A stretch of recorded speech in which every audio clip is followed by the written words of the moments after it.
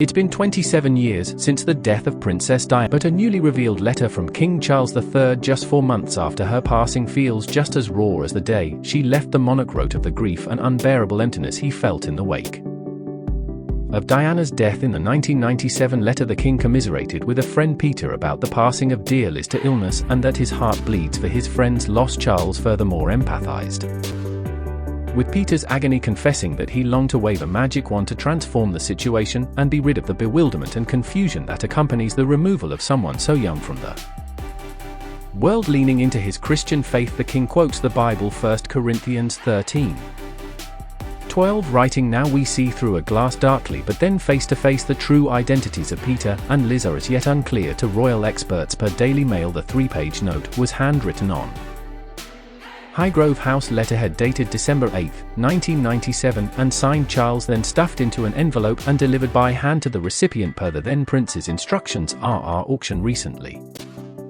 presented the letter in Boston at a starting bid of $2,000, £1,500. Bidding ends on August 14. This lengthy handwritten letter to Peter expresses his sympathy upon the death of a loved one. Charles was likely particularly emotional at the time he wrote the letter, as Princess Diana had tragically passed away just a few months before. In August 1997, an auction spokesperson told Daily Mail Diana was killed in a traffic accident in Paris on August 31, 1997. She was 36 years old. In full, the letter read, "I have been thinking so much of you yesterday and today, knowing how deeply you will be affected by yesterday's tragic news about dear Liz. My heart bleeds for you, as I can imagine so well the utter agony and despair you must have gone through during all these heart-rending months that you have known about Liz's illness. All of us who know you and are so fond you both have felt the agony in a far lesser way, of course, but have longed to wave a magic wand to transform the situation. I often think that that is the worst part of all, being unable to help in any constructive way,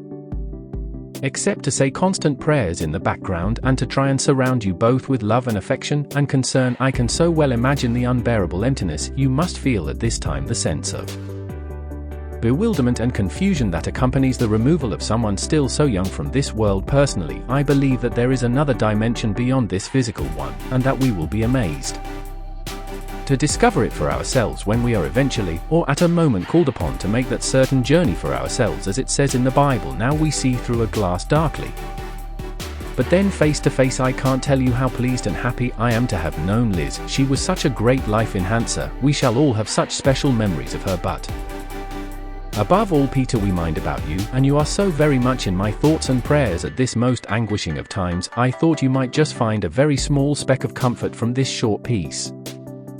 A profoundly wise verse by William Blake, and together with this I enclose a few Highgrove things as a token of immense affectionate sympathy.